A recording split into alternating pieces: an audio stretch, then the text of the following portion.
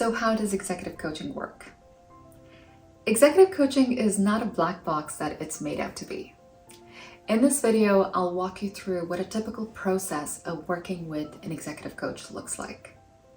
Now, coaching is not a regulated profession, which means that there are multiple ways coaches work with their clients.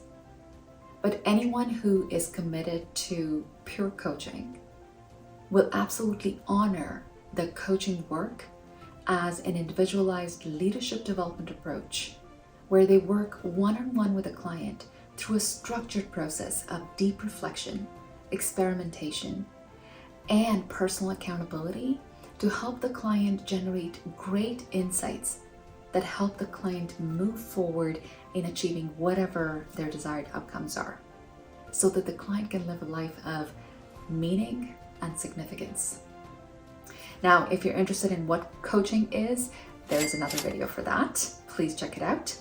When the client first reaches out to the coach, this is a very important time where the contracting phase of coaching is all about the coach and the client figuring out if they want to work together. Part of it is likability. I mean, if you don't have the rapport, are you going to be okay seeing this person every single week? But likability is not just superficial. It is also grounded in your assessment of their credibility as a coach, your appreciation of what process do they use in walking a client through the starting point to getting them where they want to get. And also building some confidence that there will be a return on your investment, if both time and money. This is a very important time where you want to make sure there's enough safety, mutual respect, and trust for you to embark on this journey of individualized leadership development. Now, I use something called a growth model. That is my approach adapted from the GROW, very common coaching model, where I will first figure out what are the key goals that the person wants to accomplish. Not everything under the sun, what is the keystone goal, such that if they accomplish this, this would be the most valuable and worthy time investment that they've made in coaching. Now, clarifying a goal is not just enough. It's great, I will take the client's word for where they are starting, but we also need to invest in running some assessments, both for the individual and perhaps some 360, to really understand where is the client starting. See, I've done a lot of change work, and it's very important to meet people where they are. At the same time, I started off as a consultant, so it is important that sometimes to recognize the difference between sometimes someone comes with a presenting problem, which may be different from the actual problem. Assessments and the data from that helps a coach analyze that data to understand the current reality of the client. And I'll share that with the client, share different options, and it's always the client's choice of where they want to go. But we want to make sure that they have a clear goal, they have a clear understanding of their starting point, they decide which options they want to exercise. And we also set out milestones so that there are no surprises. This is not just a cozy chit-chat between a coach and a client. It is an intentional, structured conversation working to make sure that the client is generating insights for themselves that help them unlock solutions that will resolve their challenges. And while we're doing this, we absolutely want to make sure that we are harvesting the successes that we have, and we pivot if and when needed. That is the growth model. Now, other people may have a different model or different approach through which they carry their coaching clients. It's important for you to inquire that with the coach. There are also tactical pieces that need to be clarified at the contracting stage. How often will you be meeting? How long will the engagement last? I typically work with clients who are working on behavioral change, perceptual change. Any change that is significant and meaningful to them usually takes some time for them to work through that problem. So it may range from 3 to 6 months or more. I typically don't work for anything less than 6 months with a client. Of course, if the client is able to accomplish their goals early, all the power to them. At the same time, My job is to make sure that the client feels resourceful and not dependent on me. And any effective coach will do that. Part of the process is not to create a dependency on the coach. So I typically don't extend the 6-month engagement unless absolutely necessary and requested by the client. At the same time, I won't go past 1 year. Coaching is such a dynamic process. If you are in a coaching relationship with the same coach for over a year working on a single problem, perhaps there's an opportunity to assess whether the coaching relationship is working for you. Do you feel resourceful or do you feel dependent on the coach? It's not to say that I haven't worked with the same clients at different points in their career, but it is very important to me that the client feels resourceful and that we're working on a time-bound specific goal. And my approach is that it better be high stakes because I want you to get maximum value out of your investment. This other part is cadence. I like to meet with my clients every single week, at least for the first couple of months. See, there's such power in momentum. And that initial momentum can really help set the pace for the coaching journey. Last but not least, once you have figured out that there is rapport with the coach, between the coach and the client, you have figured out, the cadence and the expectations, and you have worked through the coach's process to set your long-term goals. Now comes the routine work, which I call just-in-time coaching. So on a weekly basis, if you show up, and most of the coaching happens online, it's again going to be a structured process, and I use the one from Center of Executive Coaching where I was trained, and it is called TOMS. So imagine I'm working with a client whose long-term goal is to set themselves apart and establish themselves as indispensable to their large global privately owned organization. They want to come up with 2 to 3 project successes that really bring a limelight on their work, and so that the president can see this individual or my client as a strategic leader, someone who brings immense value and could be a possible successor in the future. Okay, that is a very strong and big goal. Obviously, we're not going to be able to accomplish that in a single meeting of 50 minutes. So when the client comes in, I will ask them, what is it that they want to talk about? The topic. And let's say they're working on current assessment of all the call centers globally. Okay. My next question, so that we have a very clear purpose of what we're doing, I will ask them what their objective is.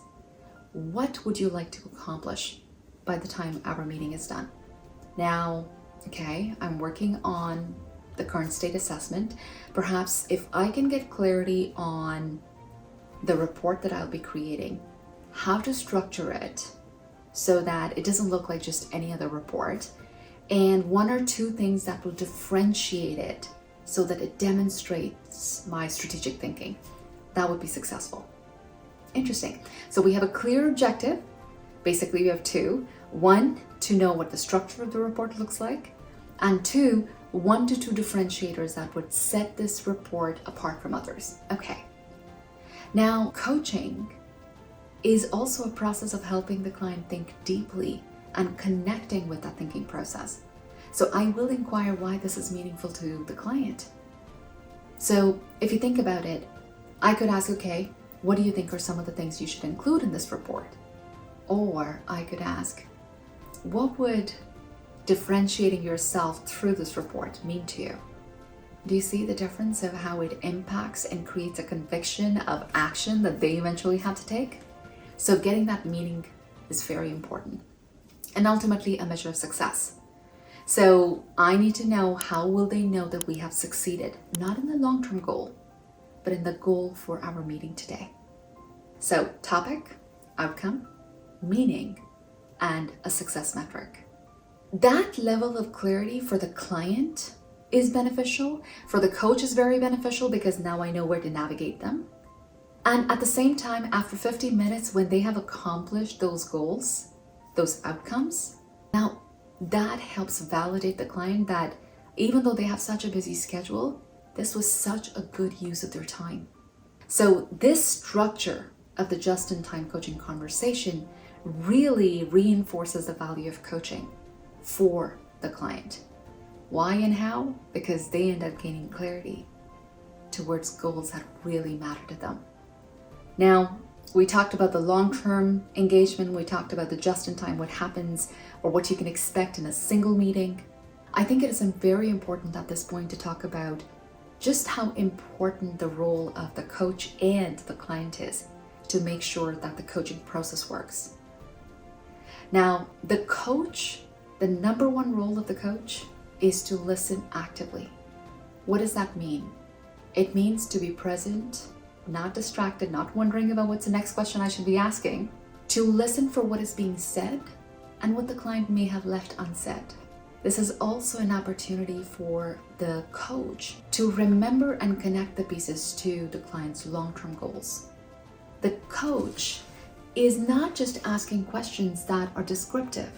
As I said, tell me, what are some of the topics you were thinking of including? It is helping the client think deeply. It is helping the client make connections that they may not have made previously. And in doing so, the coach is asking exploratory questions that is helping the client generate insights for themselves. The other piece for the coach is the preparation they do in how they show up to that coaching relationship. Are they exercising courage to challenge some of the assumptions that the client may be making, or to call out if the client is not upholding the accountabilities for the actions that they had set out in their previous sessions, if they've given you that permission and if that's part of their direction. And last but not least, is the coach fully present? Do they have the mental capacity to be present without distractions? Or are they rushing from one client to another? All those pieces help a coach bring their best self to the coaching relationship for that process to work. The real work, however, is being done by the client. One of the things you may have heard about it is the biggest truth in coaching. Nobody who is not coachable can be coached. Now, what do I mean by that? If you are not open to feedback, if you are not open to working with someone, trusting in that relationship, the hard work of thinking through questions and processing the information, figuring out the roadblocks, and making your move forward with whatever actions you've committed to, coaching is not going to work. Doesn't matter who you're working with. See, sometimes my client is a sponsor, so an organization will hire me to coach every new leader that they bring into the organization. On occasion, I may get a leader who does not believe in coaching, who does not feel there is anything that the coaching process can offer them. That lack of coachability is a big red flag that no amount of coaching is going to work in that case. Coaching, as I said, the power of coaching is in the coaching relationship. And that coaching relationship is contingent on how the coach and the client show up.